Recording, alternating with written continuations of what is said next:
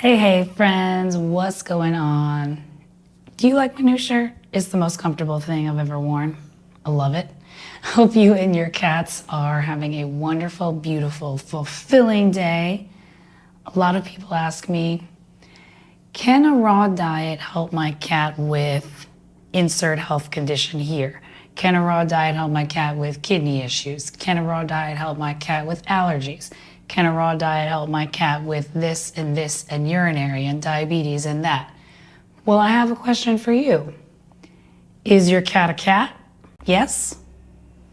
Then yes, a natural cat diet can help your cat. I'm changing the way I'm talking about a raw diet. It is now called a natural cat diet. The importance of a natural cat diet. Why is it going to help your cat? Well, cats are obligate carnivores, and that means that they cannot survive without meat. Carnivore meaning meat-only diet, and obligate meaning restricted to. So restricted to a meat-only diet. Additionally, cats eat whole prey. And the best way that we can mimic whole prey indoors is with a raw diet. Now, you can feed whole prey like I do. Jericho gets some whole prey every week. This is a baby gosling, a baby Ryan Gosling. This is a gosling that Jericho eats. He also eats adult quail. Different whole prey benefits, the closest that you'll get to a natural cat diet. I mean, this is what they eat out in the wild. And you can feed them whole prey indoors since they're not outside to hunt it for themselves. Whole prey provides every single secreting organ, every single gland, every muscle, every tissue, all of the bones, ligaments, tendons, cartilage. So all of these things are often lacking in a raw diet. So that's why whole prey is good to add at least a couple times or once or twice a week. And it provides a lot of mental stimulation. So all of that gnawing and chewing, and it's natural, so this is what helps the cat feel like he's in his natural environment. The natural cat diet. So our cats come from African wild cats, and that's actually a picture of an African wild cat, and they look just like our cats. And these cats hunt rodents, hares, birds, lizards, frogs, insects, fish, weasels, a lot of different types of prey these guys have, and it's a wide variety of prey. And there's even studies that say cats in the wild consume 5 to 7 different proteins to complete or round out their diet. So let me know, how many different types of proteins does your cat eat? Jericho eats beef, quail, chicken, turkey, and salmon, and I'm probably going to start adding duck next. That wide variety. Oh, and then the baby goslings, sometimes baby ducklings, so I vary it up depending on what's available. But that wide variety is going to provide various nutrients because each animal is different and its nutrient profile is different because the diet is different, the way it lives is different, the lifestyle. And let me know about your cat's current food. How does it compare to a mouse, for example? You may not know the nutritional details of a mouse, but a whole mouse includes eyes, brain, tongue, all of the glands, thyroid glands, all of the secreting organs, liver, kidney, spleen, contains heart, muscular organs, lung, muscular organs, feet, back, ribs, like all of these different ingredients that make up the whole animal. How does your cat's diet compare? So raw diet basics. Raw diet basically aims to mimic a whole prey diet. And we do this using ingredients like muscle meat, muscular organs, secreting organs, and raw meaty bones. And we do it in specific ratios, although I'm not saying that a ratio diet is perfect because you still have to fill in those nutritional gaps. But that's where we start. That's how you can start with a template, is with the ratios, trying to match, okay, well, how much of that mouse is muscular tissue? How much of that mouse is muscular organs, secreting organs, bones, etc. So that's where those ratio numbers come from. It just gives us a good starting point so that we can mimic whole prey as best as we can and then supplement when necessary. But it's important to remember that yes, a raw diet, aka a natural cat diet, can help your cat, but it is not a magic pill. So it's not going to make all of your cat's problems go away just like that overnight. And, you know, with all of these health issues, especially chronic health issues, these take years and years to build. Apparently, when your cat has kidney issues, you don't start seeing symptoms until the damage is about 75% done. And this doesn't happen overnight, just like we don't develop health issues overnight. And cats and us, we don't get obese overnight. These things take time. So we need to be patient when we're using something like that's natural. We need to give the body time to adjust and heal. And think about it like this. Let's say you have a car, right? And you put proper fuel, aka food, in the car so that it runs properly. And you can be the best driver in the world. You're cautious. You put your seatbelt. You check your mirrors. You check your mirrors again. You check your blind sides. You look. You pull out, and you're checking everything. And you actually slow down at yellow lights instead of driving super fast so that you don't make the red light. You could be the best driver in the world and put the right fuel, aka food, into your car, and then you're driving along, and then poof, you hit a nail and you get a flat tire. These things happen. There are still environmental things that can happen even if you try to do your best. But that doesn't mean that we should just give up, right? Like, just because unpredictable things happen, just because we could get a flat tire, doesn't mean that we should just put the wrong fuel in our car, aka feed our cats the wrong food. Doesn't mean that we should just give up and be a bad driver, aka not try to do the best for our cats. And I'm not saying this to put anyone down, just trying to paint a picture here, we should still at least try to do our best with diet first, because we are what we eat. I wish I found out about the natural cat diet, raw diets, much sooner. I would have probably saved so many different cats. One of my cats, Hemi, he's actually what pushed me to become a nutritionist, and he's what pushed me to learn more about the nutritional side of food, because he was only 3.5 years old when we had to put him down. He developed kidney disease, and he was partially blind. And I mean, he could have had these issues from when he was a kitten. My mom did adopt him from the animal shelter. He was full of fleas, which is a sign that the cat's immune system is not good. The cat isn't healthy, because fleas are actually attracted to the toxins that cats release when they're unhealthy. But I wish that I found out about this much sooner, because I could have saved so many of these different cats that I've had in my life. So some different environmental impacts that we need to be mindful of is that technically living indoors isn't natural for a cat. Yes, they're quote unquote domesticated, but really the only reason they're domesticated is because they eat mice and we like free pest control. That's the only reason why they became cats. Like farmers and sailors, they were like, hey, if we keep the cats around, then our grains and crops and farm is safe from all of these mice and birds and whatever else, what other animals eat the prey. Whatever other animals eat the grains and our food, the cats eat those. So that's the only reason why there are pets. And so when we have them indoors exclusively, and by the way, Jericho's exclusively indoors. I'm not up on my high horse saying that everyone is a terrible cat parent, because Jericho's indoors only. But just some things to think about. We've got paint and Wi-Fi, all these wires, and people smoke indoors. Like my neighbor smokes and it comes in. People smoke in the stairwell, which is right across the hall from me. The smell always comes in. We have all of these things inside. It's already not a natural environment for our cats, and then we have all of these additional things on top of that.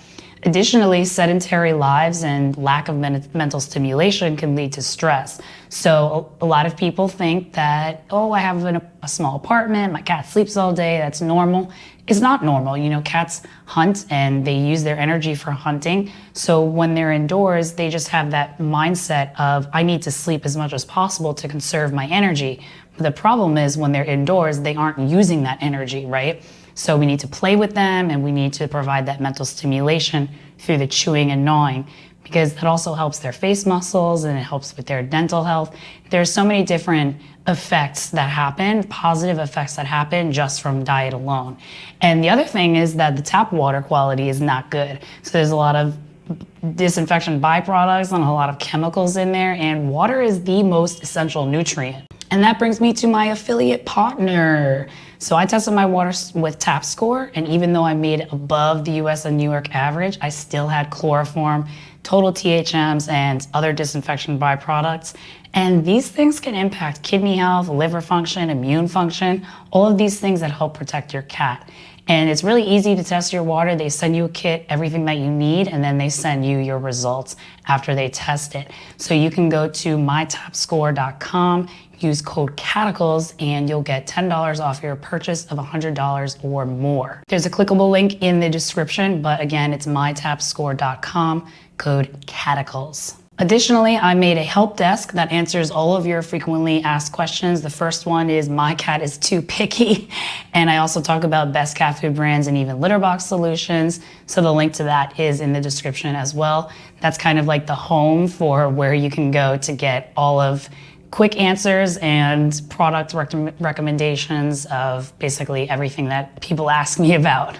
And of course, I'll include my Raw for Beginners playlist in the description below so you can get started on Raw. So someone emailed me recently about this litter box, and this person was saying, I saw your video about how you use a stainless steel litter box, but I read some reviews about corrosion and all of that. Have you ever experienced it? And then also I found this litter box that uses a different grade of stainless steel. Apparently some litter boxes that you find like on marketplaces, Amazon and stuff, are apparently lower grade quality, and they dip them in chemicals and stuff so that they don't rust or corrode.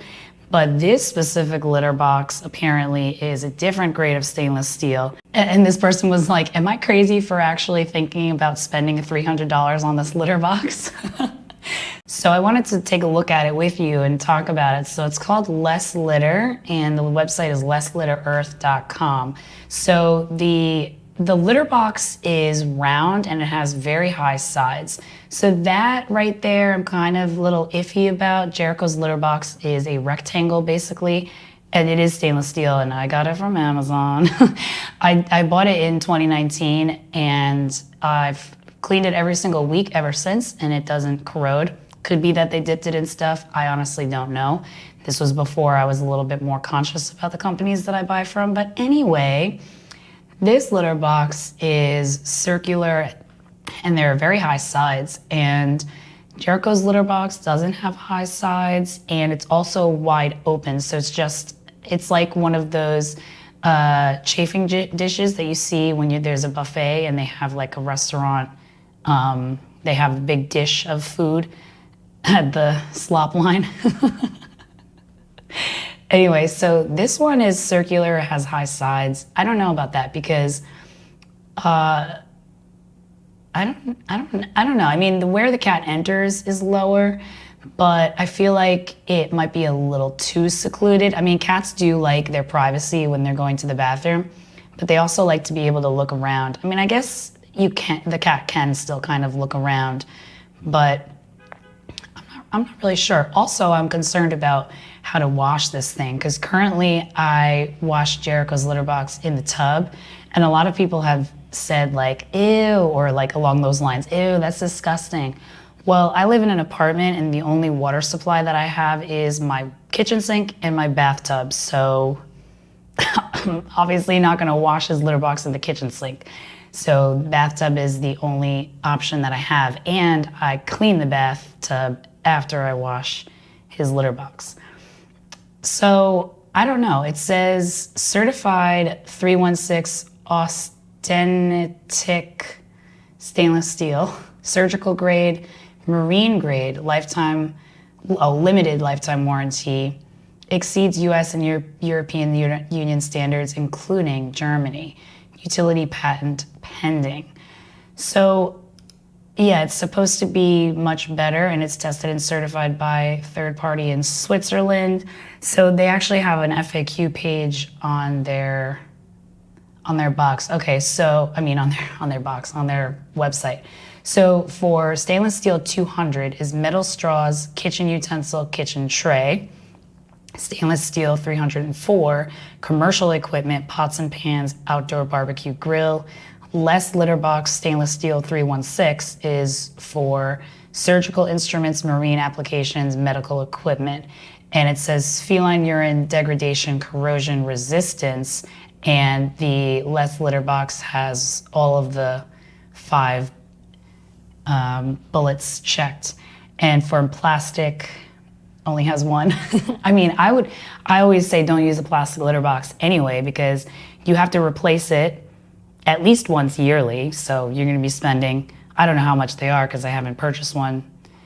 I mean, when I adopted Jericho, I purchased one because the foster mom brought him over, and I was under the impression that it was just gonna be a meet and greet because I didn't pay for the adoption fee. I didn't fill out any paperwork. The foster mom brought him over and she was just like, so you're gonna keep him, right? I was like, what? I didn't even pay anything. She wanted to get rid of him. So I was like, all right, well, good thing Petco's 2 blocks away, so that's the only option. And somebody even commented on one of my videos and said, like, all the times that I've been at the pet store, I've never seen a stainless steel litter box. So as time went on, I was like, all right, enough with the plastic. I'm just gonna get the stainless steel one. I mean, I didn't have any personal issues with the plastic litter box because I actually cleaned it. I scoop after Jericho goes and I clean it out once a week, but I still wanted to upgrade just because plastic also traps bacteria no matter how many times you clean it. So even if you are squeaky clean, it could still have some bacteria lodged in there. They have a lot of good reviews. Let's see, so they also talk about pollution because the plastic litter boxes, you gotta dump them a bunch. But with stainless steel, you know, they are right, you just buy it once and that's that. So in their FAQ page, they talk about the difference between the stainless steel. So not all stainless steel is created the same. 316, what they use is not quote unquote stainless steel, high quality metal, plated galvanized steel or aluminum. 316 austenitic stainless steel grade is used to make Swiss watches, surgical instruments, and marine applications due to extremely high corrosion resistance. So this is above high-end commercial kitchen equipment, and it's highly valuable, desirable. Not many consumer products are made out of it. And at the end of the box usage, they can be melted down and repurposed as new, turn it into something useful to the world again. Interesting. So I messaged this person and was like, thank you for sending this to me because I do want to be more conscious about the brands that I use, and they are in America, which is where I live. So I do like to support, you know, local businesses, even though technically they're not local, they're on the other side of the US. But yeah, it says, designed in California, hand and machine made in PRC. What does PRC mean? What does PRC mean? People's Republic of China. I'll just leave it at that. So, $358, this is their smallest size. I don't know. I told this person, I was like, I'm definitely not ready to drop over $300 on a litter box, but I was like, if you do, let me know. So I don't know, let me know in the comments. And there's also a poll if you're on the podcast version of this. Let me know, would you drop that kind of money on this litter box? I mean, I know that the litter robot is expensive and people spend money on that. Those things get nasty though. Like when I was a cat sitter, a couple of my clients had them and they didn't take care of them or clean them. So it was like all this grimy, nasty stuff. And it was like to the point where it wouldn't even turn and clean it because it was like so much gunk on top of it. Yeah. See, this is why I've become a litter box connoisseur, if you will, because I've seen it all. I've had hundreds of clients that I worked with, and they used all types of litter boxes, all types of setups, all types of litter, all types of scoops and cleaning methods. And there were a lot of clients that I went to that I would have to completely clean out the litter box when I got there, and it would take me like half an hour. And I will put my exact litter box setup in the description below because I only spend 5 minutes a week on Jericho's litter box, and I didn't drop $300 on the litter box to keep it clean. So let's talk about something a little different, but I'm gonna relate it back to cats. So my online business helped me in different ways. But the three main areas that most people care about is health, wealth, and relationships. So with my health, I had mental health issues when I was working in corporate. So I was working out of college. I got the internship, climbed my way up the corporate ladder, and each job, each step, because I kept chasing the next big thing. Each one, I got miserable, more and more miserable. And it was awful. You know, I started to think like, I'm working all week and a lot of that day is commuting. I was commuting maybe like 2 hours total. And then I'm at the office for 8 hours. And then so it's like, you know, such a long day. And then you get home and all you want to do is like eat, shower, and go to bed. Go to work, go home, go to work, go home. Avocado on that? I would love to know if anybody understands that reference. Let me know in the comments. But I was like, I'm just living for the weekend. And then on the weekend, you're too tired to do anything. Plus you got to catch up on chores. And then Sunday, you just dread the next day. Oh, tomorrow's Monday. You have that. I would always get that gut feeling, just like nervous and just dreadful, absolutely dreadful.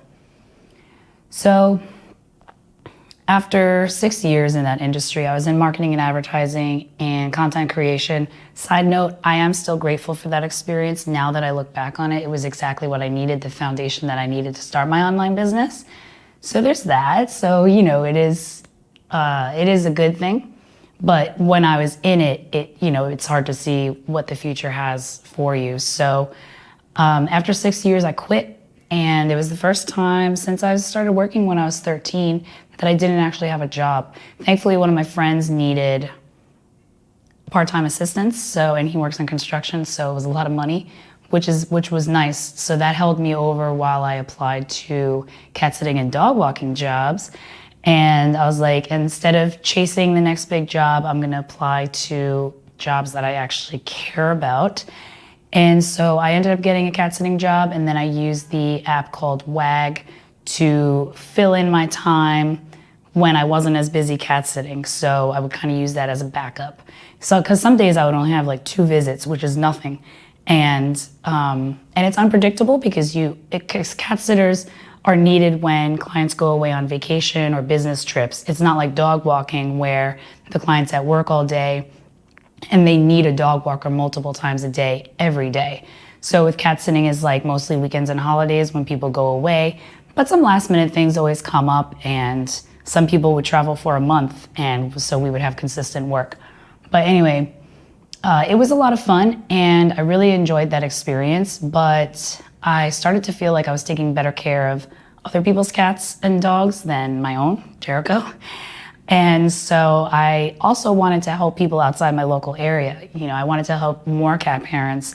And I felt we were talking about diet to the cat sitting clients because they didn't hire the company that I worked for nutritional consultation. Like, they hired us to watch their cats and take care of their cats. So I wanted to do more than that. So I've said, all right, how can I help people around the world? How can I help the most people possible start an online business?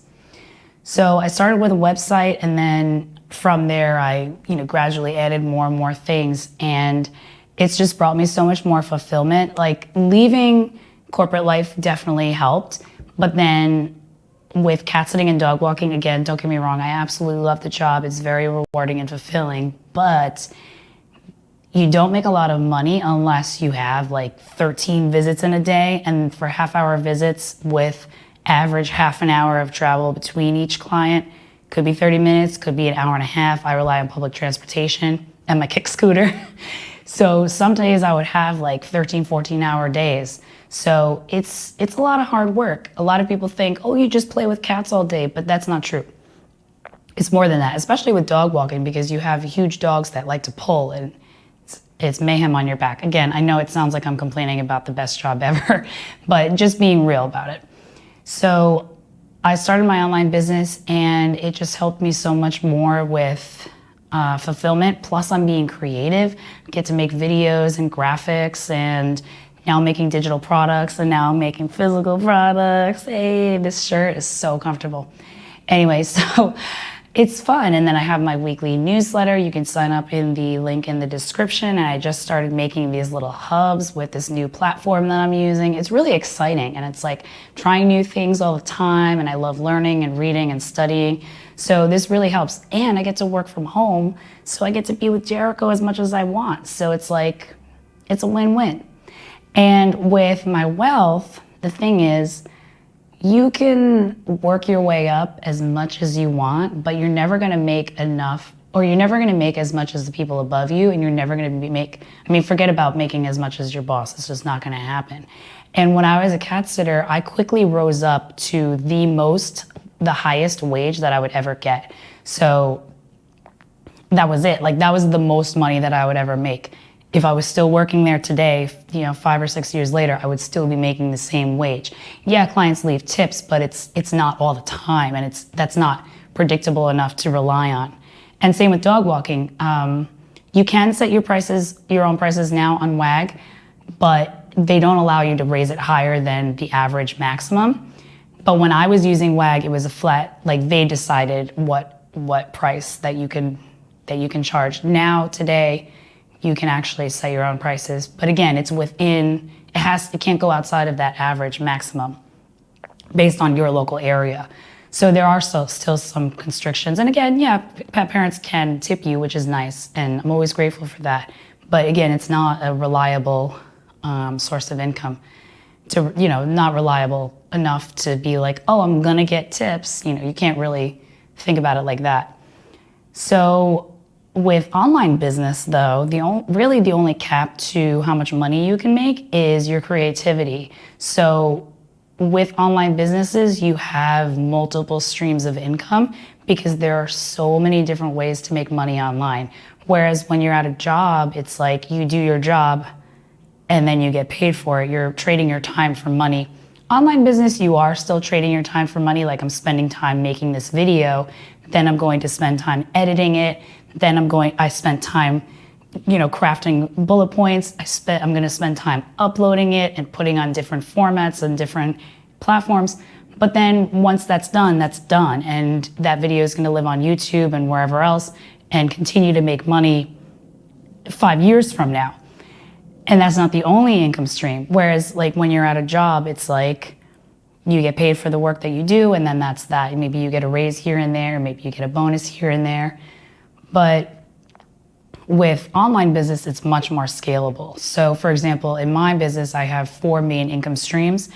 And within those income streams, I have multiple income streams. So it's like a spider web. You have all of these different income streams, around your web. And there are so many other things that I'm not doing that could make money. Now, again, it does take time to build. Like, it took me maybe 2 years to really build it and earn a full-time income. Like, I'm able to pay rent, I'm able to pay bills, business expenses, food. I mean, I'm still at the point where I don't have extra, but I am getting to the point where I can have extra. I started in December 2019, and at the time of filming this, it's March 2023. Well, it's about to be April. When I'm filming this, it's still March, but when you're gonna see it, it's gonna be April. But that's what I really love about online business, because you can be as creative as you want, and there are so many different ways to make money. And the longer you're in business, the more money potentially you can make. And the big difference between starting an online business and having a brick and mortar, like, physical business, you don't have to get a license for the physical property. You don't have to lease a physical property. You don't have to pay staff. I mean, a lot of online business owners do have employees or at least a virtual assistant. I don't have anybody. I do everything. But I mean, those are business expenses anyway. But the startup for an online business, I mean, you basically have everything that you need, right? You have a smartphone, which has a video, and internet. It's basically all you need. So the barrier to entry, or whatever that phrase is much easier than starting like a physical business. And the other thing is, you're gonna make your money back quicker. as well. Like you can invest in a couple courses, you can invest in some programs, maybe some equipment. I mean, you don't have to, but it is nice to pay for a nice course that goes through step by step rather than piecing it together from YouTube University. That's what I did in the beginning, but now I'm actually reinvesting in courses that are like, okay, boom, boom, boom, boom, boom, boom, boom. Because it's a nice learning format because there's no distractions, no ads, and no finding this and finding that. Whereas with a physical business, it could be years. You know, you could be in debt from the lease or from whatever, and you might not even be able to pay yourself a salary for, I don't know. I think maybe the average is like 4 years, maybe more than that. The other area that my business has helped me in relationships is just all of my relationships, because when I was miserable at corporate, nobody, you know, my friends, and I was just complaining all the time. Like that's all I did was complain, and it almost destroyed a lot of my relationships. And it was awful because nobody wants to spend time with people that are complaining all the time, right? But with my online business now, I'm able to be happier and I have complete control of my time. So if I want to go see a friend, if I want to go visit my parents, I can do that. I don't have to ask for permission. Like I let you all know that I'm going to take a vacation, but that's about it. Like I don't have to ask you, hey, is it okay if I don't post a video? Like I decide that. And my relationship with Jericho has also gotten stronger because I work from home all day and I get to spend as much time with him as I want. And also because I have better health, mental health, and because I have more wealth, I'm able to afford and provide for him the best that I absolutely can, and when I want and what I want. I mean, I'm not blowing $300 on a litter box, but I'm able to. The other thing actually with my online business, specifically because my business is about cats, is that I'm able to share my referral links with the Hair Today. That's where I get most of Jericho's food, and Raw Feeding Miami, where I get the whole prey, and like beef spleen because Hair Today doesn't have it. But they both have referral programs, so I share my referral link and then I get points and discounts and stuff. So sometimes I get Jericho's food for free. So that's just another perk of having an online business. And that's not so specific to cat care. Every type of company has some kind of affiliate program or referral program. So any type of business that you might want to start, there's always tons of ways to make money. But anyway, so with relationships, it's really helped me a lot with my relationships because I'm just happier and I have freedom of time and financial freedom. And it's just really nice to be able to be like, okay, what do I want to work on today? That's what I'm leading into in my business. I used to be like to-do list, very, very, very planning. I still plan, but I'm kind of moving into a more relaxed situation where I can kind of play around with different topics like this one. And I kind of want to incorporate more of my personality. And I also want to take more time off because I do love what I do though. So I very rarely take time off, but the weather's supposed to be getting nicer out. So I definitely want to go to the park more. And then when it's summer, I want to go to the beach more. Even though it takes me an hour to get there and I take the bus, I'm still gonna go. But anyway, so that's how my business has really helped me in those 3 areas. And I've included a link in the description. So if you wanna learn, I have some different programs and stuff that I'm now taking, and also a blog post where I break down like basically how you make money online. Because I obviously wanna help you with your cats, but I think that having this freedom and this happiness and this control over your time also benefits your cat, because then you can spend more time with your cat, then you can afford things, because a lot of people say that they're concerned about the cost of cat food. And I can't control the cost of cat food, but you can control to some degree how much money you make. I know it's kind of weird to talk about that, but I mean, it's something that we use every day. Like we should be able to talk about it, right? Just being open and honest. But check out that in the description, and thank you for watching. Thank you for listening to me ramble on. I hope you enjoyed it.